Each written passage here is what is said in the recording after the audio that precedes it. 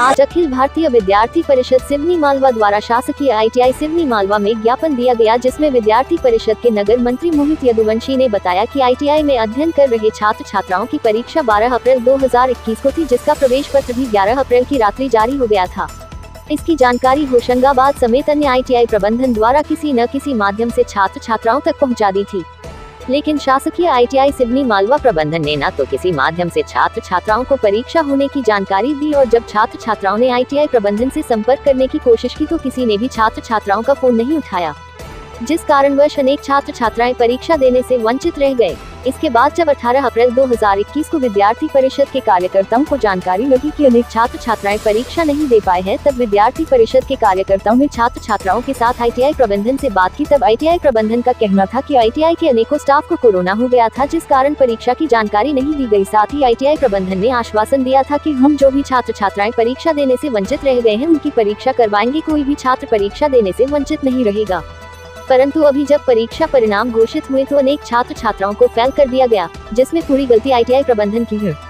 अतः विद्यार्थी परिषद मांग करती है कि 3 दिन के अंदर इस गंभीर समस्या पर उचित कार्यवाही की जाए, अन्यथा विद्यार्थी परिषद ITI के सामने धरना प्रदर्शन करेगी, जिसकी संपूर्ण जिम्मेदारी शासन प्रशासन की होगी, जिसमें नेहा रघुवंशी, सेजल गौर, वंदना काकोटिया, धर्मेंद्र गौर, जितेंद्र कुशवाहा, संयोगिता उइके, रीतिका लोवंशी, विधि सराठी, सुमित लोवंशी, छात्र छात्राएं सहित अखिल भारतीय विद्यार्थी परिषद के प्रद्युमन तिवारी, जितेंद्र यादव, मोहित यदुवंशी, दुर्गेश, कमलेश, अंकित, सुमित, विनय, अखिलेश, पदम, अंकित, यश, आदर्श आदि कार्यकर्ता उपस्थित रहे। अभी देखा हमने पहले जब रिजल्ट की डेट आई थी, जब देखा था तो जब नहीं आया था, रिकॉर्ड फाउंड बता रहा था।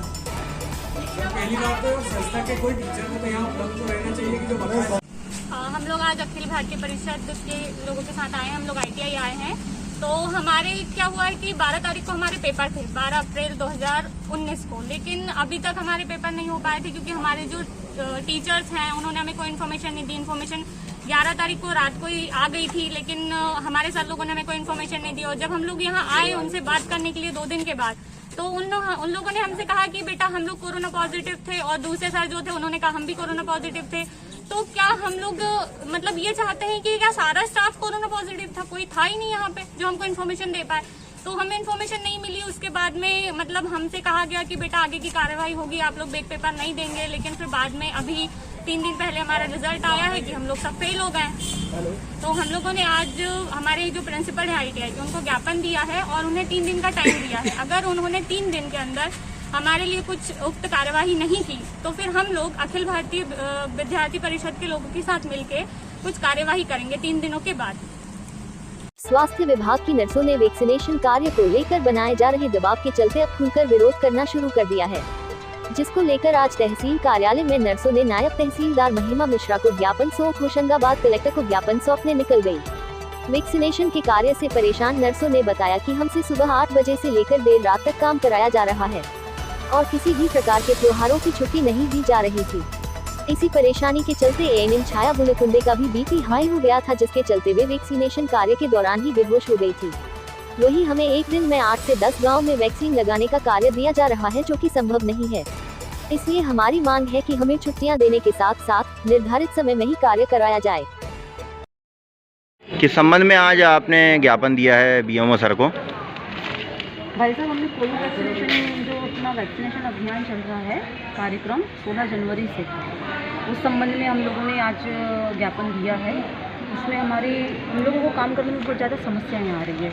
सबसे बड़ी प्रॉब्लम हमारी ये है कि हमारा समय निर्धारण है जो कि 9 से 5 है गाइडलाइन के हिसाब से, लेकिन शुरू से देखने में ये आ रहा है कि हम लोग 9 बजे, 10 बजे या 11 बजे तक घर पहुंचते पहुंचते 11-12 बज जाते हैं। ये टाइम से काम लिया जा रहा है। तो ऐसे में हमारे गृह कार्य, पारिवारिक जो हमारे कार्य रहते हैं, जिम्मेदारियां रहती हैं, वो सब प्रभावित हो रहे हैं। और उसके साथ साथ मानसिक स्वास्थ्य पे भी हमारे प्रभाव पड़ रहा है, शारीरिक भी प्रभाव पड़ रहा है। तो ये हमारा ये कहना है SDM महोदय जी से कि हमारा जो कार्य है, हम इसके लिए बाध्य हैं अपना कोविड वैक्सीनेशन कार्य करने के लिए। हम भी ये जानते हैं शासन के मंशा के अनुरूप हमको जल्दी से जल्दी वैक्सीनेशन अभियान को कंप्लीट करना है, ताकि बीमारियों से बचाया जा सके अधिक से अधिक लोगों को। लेकिन हमारी भी इसमें समस्याओं को देखें, महिला कर्मचारी होने के नाते हम चाहते हैं कि हमें समय पर छोड़ दिया जाए, जो 9 से 5 है, क्योंकि 5 बजे तक काम ख़त्म नहीं होता है। ख़त्म करते वक्त हमें 6:30 पौने 7 बज ही जाता है। और चूँकि अभी रात में काम लिया जा रहा है, तो हम थोड़ा सा बस यही चाहते हैं कि हमसे रात में काम ना लिया जाए हमें 9 से 5 काम दिया जाए। हम बहुत काम करेंगे 9 से 5 में, जितना टारगेट आप दे रहे हैं हम उतना करने की पूरी कोशिश करेंगे, बस हमें समय पर छोड़ दिया जाए। कुसुम महाविद्यालय में मशरूम उत्पादन प्रशिक्षण प्रारंभ। मध्य प्रदेश उच्च शिक्षा गुणवत्ता उन्नयन विश्व बैंक परियोजना के अंतर्गत स्वामी विवेकानंद करियर मार्गदर्शन प्रकोष्ठ के द्वारा आयोजित मशरूम उत्पादन प्रशिक्षण कार्यक्रम का शुभारंभ महाविद्यालय के प्राचार्य डॉक्टर R.K. रघुवंशी के स्वागत भाषण से हुआ। कार्यक्रम ऑनलाइन एवं ऑफलाइन दोनों मोड में किया गया। ऑनलाइन गूगल मीट में रानी दुर्गावती विश्वविद्यालय जबलपुर UTD वनस्पति शास्त्र के प्राध्यापक प्रो S. संधू ने प्रशिक्षणार्थियों को मशरूम के प्रकार, उपयोगिता एवं उत्पादन प्रक्रिया पर विस्तार से व्याख्यान दिया। व्याख्यान के पश्चात प्रशिक्षणार्थियों ने ऑफलाइन प्रशिक्षण कक्ष में ऑर्डिनेंस इटारसी के प्रशिक्षक राजेश पटेल ने प्रायोगिक रूप से प्रशिक्षण प्रदान किया। प्रशिक्षण में महाविद्यालय के छात्र छात्राओं के अतिरिक्त क्षेत्र के किसानों की भी सहभागिता रही। कार्यक्रम का संचालन प्रो सुमन यादव ने किया। कार्यक्रम में डॉक्टर अतुल गौर, डॉक्टर योगेश खंडेलवाल, विश्व बैंक परियोजना प्रभारी डॉक्टर S.K. सोनी, प्रशांत चौरसिया, स्वामी विवेकानंद करियर मार्गदर्शन के प्रभारी रमाकांत सिंह, गजानंद वास्कले, प्रेम नारायण परते, डॉक्टर मोहन गुर्जर, डॉक्टर अनुराग पथक, रोहित मालवीय उपस्थित रहे। सितंबर डोल 11 पर होगी विराट इनामी भजन मंडली प्रतियोगिता। प्रदेश के नामी भजन मंडल देंगे प्रस्तुतियां। सिवनी मालवा जागृत हिंदू संस्कृति रक्षक मंच डोल 11 पर्व पर विराट इनामी भजन मंडली प्रतियोगिता का करेगा आयोजन।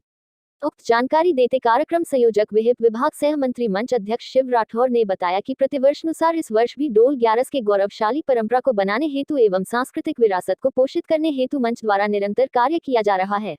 ब्राह्मण समाज की नंदकुमार बघेल को चेतावनी, बोले हम शादी भी कराते हैं और श्राद्ध भी।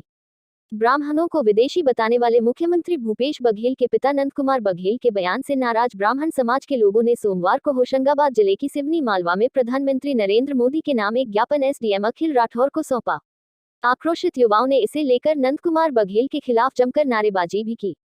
उल्लेखनीय है कि मुख्यमंत्री भूपेश बघेल के पिता नंद कुमार बघेल द्वारा लखनऊ में आयोजित एक आंदोलन के दौरान दिए गए एक विवादास्पद बयान को लेकर देश भर में बवाल मचा हुआ है। जानकारी के अनुसार इस बयान में नंद कुमार बघेल ने ब्राह्मण समाज को विदेशी बताते हुए उन्हें देश और मंदिरों से निकालने की बात कही थी। खबरों के मुताबिक इसमें ब्राह्मणों को लेकर कई और विवादास्पद बातें भी कही गई थी। मुख्यमंत्री के पिता द्वारा दिए गए इस बयान से देश भर के ब्राह्मण समाज के लोग आक्रोशित हैं, वहीं प्रदेश में भी इसकी व्यापक प्रतिक्रिया देखने को मिल रही है।